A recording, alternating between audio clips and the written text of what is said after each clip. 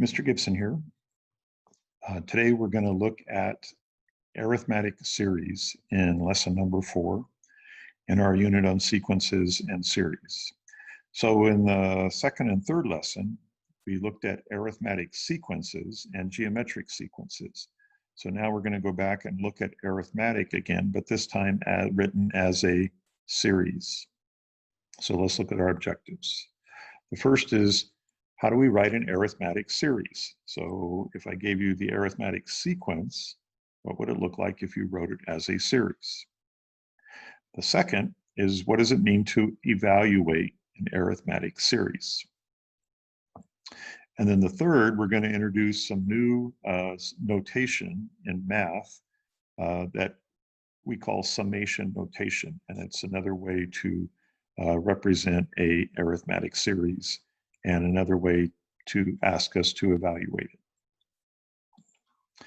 So let's do a little review here to remind us of what's the difference between a series and a sequence. So if you remember back in the first lesson, we defined a series as an expression for the sum of the terms of a sequence, okay? So this is the key, is that it is the sum. We add up all the terms. And then we can have two different versions of that. We can have a finite, which just means that there are a specific number of terms. They don't go on forever.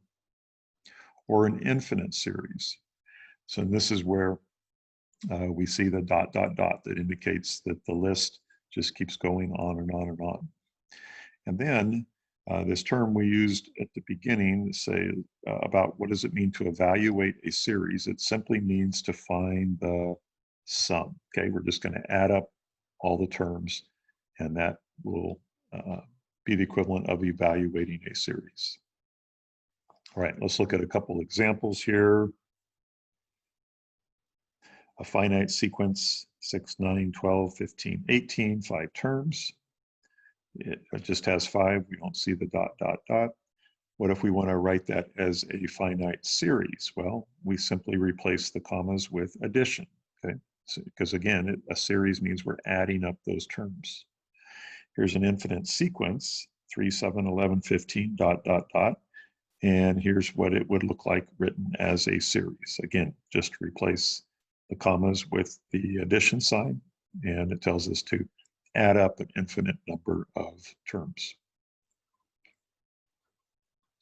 All right, let's look at an example of what it means to write and evaluate a series. So here's the sequence that we're starting with. There are 6 terms in it. And if you look at those for a minute, I think you'll agree that it is an arithmetic sequence. It has a common difference of 25, right? We're adding 25 each time to get to the next term. So it has a common difference of 25. So we want to write the series and then evaluate it, or in other words, find the sum. So write the series is very easy, right? We're just going to add them all up or write it as with addition in between, okay? The adding up actually comes in the next step, right? What does it mean to evaluate the series? So let's do that. Now, when we use the S in front, that just means find the sum. And if we add all these up with our calculator, we see we get 975, okay? Now, pretty straightforward, easy to do. 6 terms, we can certainly do that on our calculator. But what if I gave you a series with 60 terms or 600 terms, right? It becomes much more impractical to sit there and add them all up with a calculator. So let's see if we can come up with another rule or method to find the sum besides having just to add all the terms up. So what I'm going to do next is add to our first series another series. But if you notice, the second series are really the same numbers. I've just flipped the order. I've reversed the order, right? So where 100 was the first term in our original series, it's now the last term. Same thing where 225 was the last term, now becomes the first term. And then I'm just going to simply add them up, okay? So if I add the first and the last term, 100 and 225, notice I get 325. But what's interesting is as I add up the other pairs of terms and their corresponding pairs, I also get 325. Very interesting. Okay, so since I added the same series to itself, I really have found twice the sum, right? Since we just basically are doubling the series here. So twice the sum is equal to the 325 added up 6 times. So we get 1950. And again, 1950, we could get that by simply taking the first term and the last term, add those together, and then multiply by 6, or the number of terms that we're doing. Now, that's twice the value. So to find the sum, we want to divide by 2, right? So what happens? If we take 1950 and divide by 2, we get our sum of the original series. So let's look at one more example, see if this same approach works with any set of numbers where we basically add the first to the last, multiply by the number of terms, and then divide by 2. Okay? All right, here's the next one, 2, 11, 20, 29, 38, 47. So 6 terms again. Let's do the same thing, write the sequence.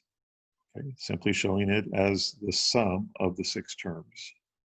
Now let's evaluate the series, okay? So if we just add these together with our calculator, we get 147. But now let's try the little shortcut that we saw in the previous slide, where we're going to add the first and last, then multiply that by the number of terms, and then divide by 2, okay? These are kind of the steps in our shortcut. So let's do that. We're going to take the first term, 2, add it to the last term, 47. So 2 plus 47. Then we're going to multiply that by the number of terms. So we have 6 terms. So now we have 6 times 2 plus 47. And then divide the whole thing by 2. Because remember, if we just did this, we'd get twice of what the actual sum is. So if we divide by 2, we get 6 divided by 2 times 2 plus 47. And lo and behold, it works, right? We get the same value, 147. So we have a way, right, where we can find the sum of an arithmetic series by simply having to know the first and the last term and how many terms are there in total. So let's put that kind of into a formal definition for our formula here. The sum, S sub n, of a finite arithmetic series, okay, so it has a specific number of terms, is this formula. So the sum sub n just means how many terms are we adding up. Here we see the n in the formula. Turn my pen on here. Here's n, the number of terms, and then we multiply that by the first term plus the last term, and then divide by 2, just like we did in the previous. Okay, so what's great about this again is that we only need to know the first and last terms and how many total terms there are to be able to quickly evaluate or find the sum of the series.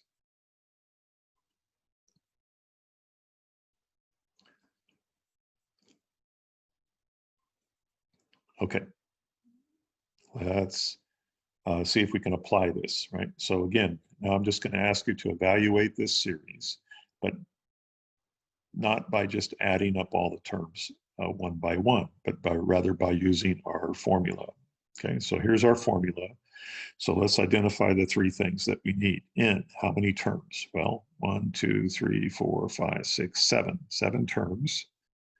The first term is 5. The last term is 29. So now let's plug those into our formula. So we're going to have 7 divided by 2 times 5 plus 29. So we get 7 over 2 times 34. And now we let the calculator do the work, right? And we get a sum of 119, okay? So much faster, right, than adding all these up one by one with a calculator, much less opportunity for us to make an error. All right, let's see if you can do one here. I'll just pause the video and see if you can find the sum using the formula. Okay, let's figure out our values. In this case, we have 8 terms. The first one is 3. Second one is 8. I'm sorry, the 8th term is 45. The last term is 45. So now we plug those in. We get 8 over 2 times 48, or 192. Okay.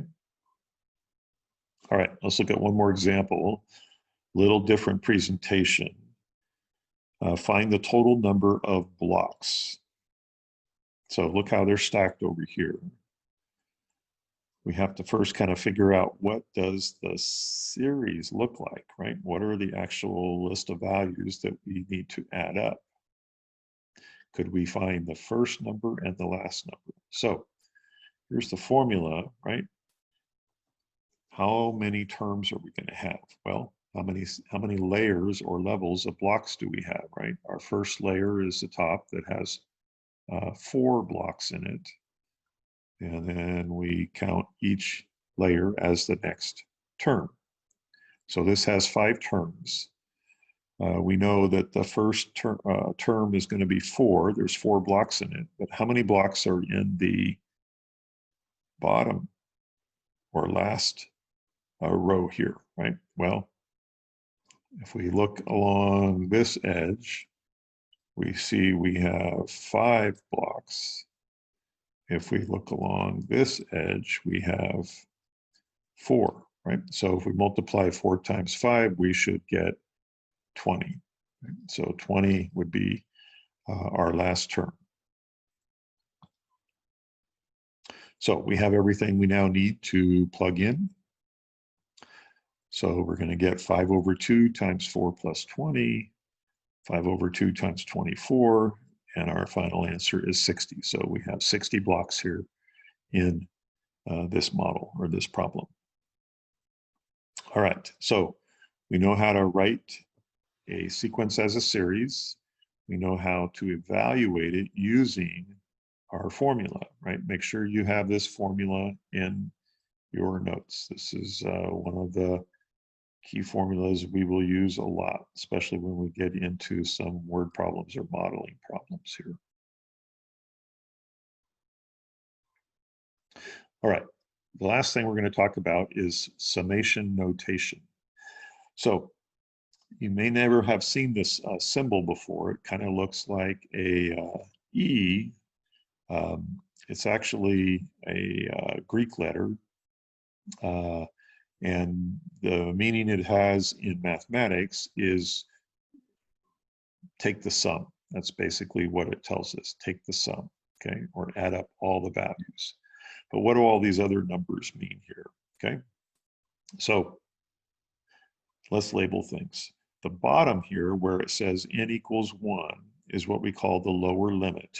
And so this is the least value of n. This says we want to add up all the terms, starting with, in this example, the first term. Okay, so it tells us which term we're going to begin with.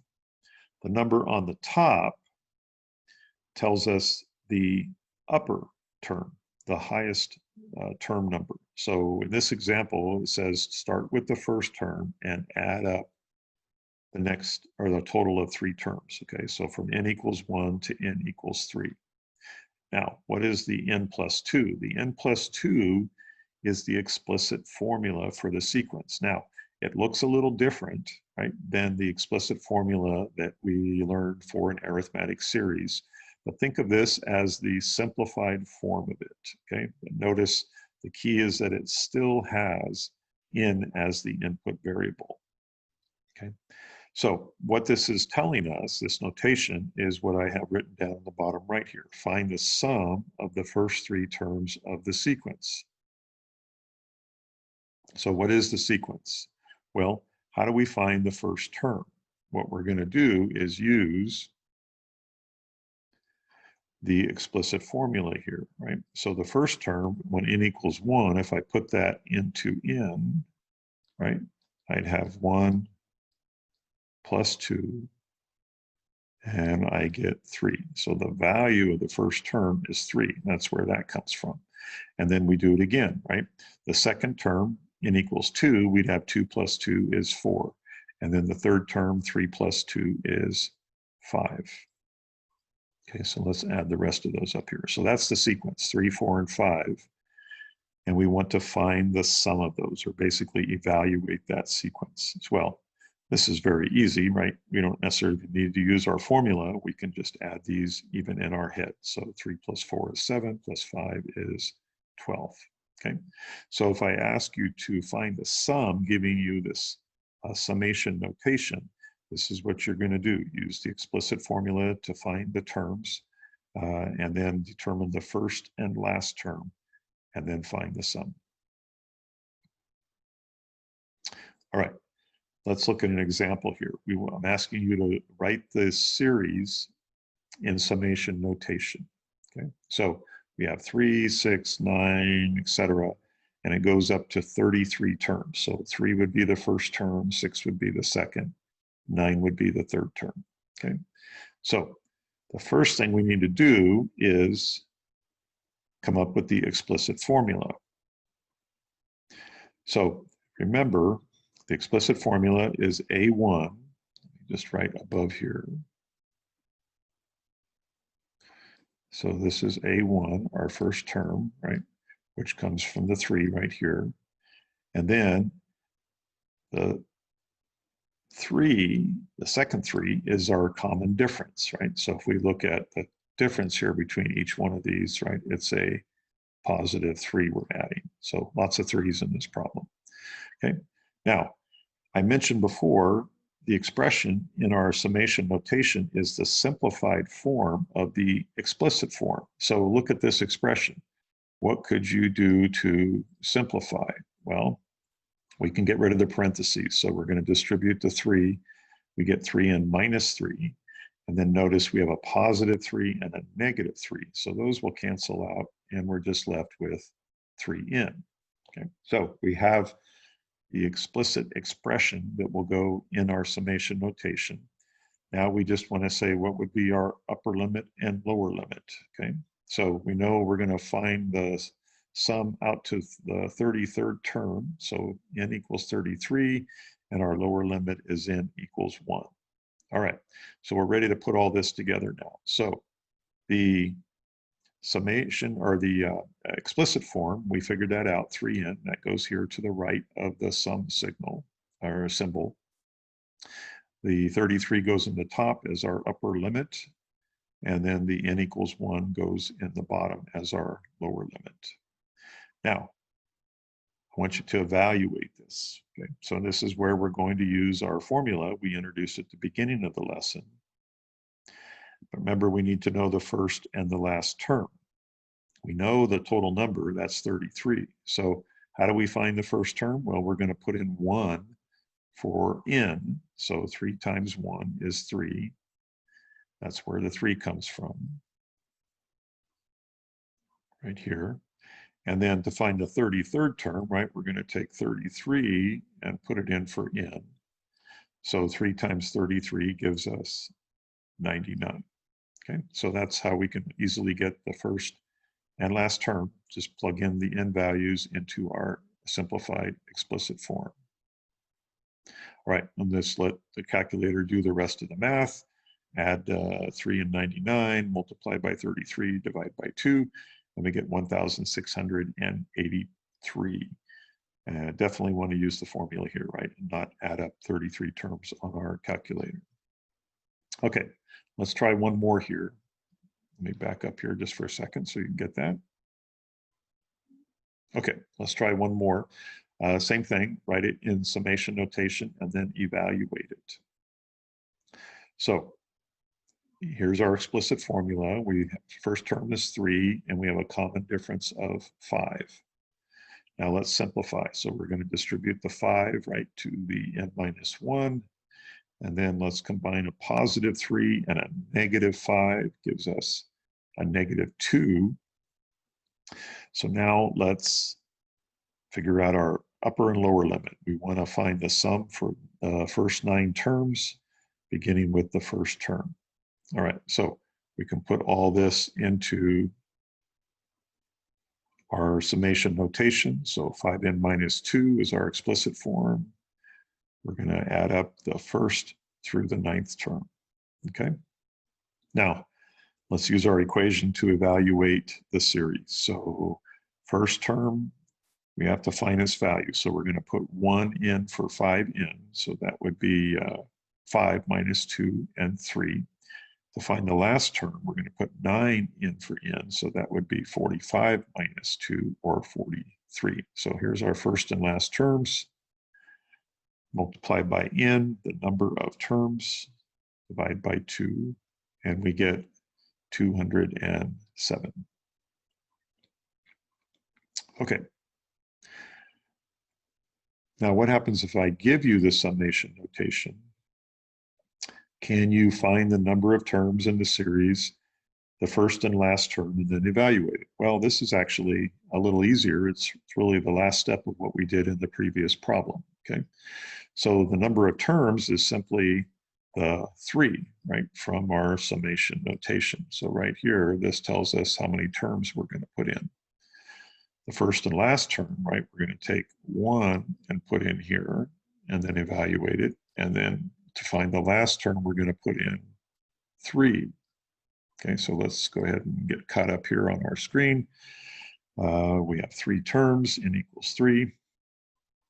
The first term is 6. The third term is 16, putting in 1 and 3 for n. So now we're ready to evaluate it using our formula. So we put in 3 for n, 6 for the first term, 16 for the last term, and then let's do the math. And we get 33 as the sum for this series. All right, one more for you to do here. Pause the video, see if you can answer these same questions. All right, so we see the 7 at the top. That means we have 7 terms. The first term, if we put in 1 for n, we get 2 minus 1, or 1. So A1 is 1. The 7th term, right, we put in 7 for n. So we'd have 14 minus 1, or 13. Now we're ready to put it into our formula. So we get 7 divided by 2 times the first plus the last, 1 plus 13. And we do the math, and we get 49. All right, so that's it. We know how to write an arithmetic series. We now know what it means to evaluate. And we have a formula to let us do that. And we now know how to write it in summation notation. All right, that's it for today. Thanks.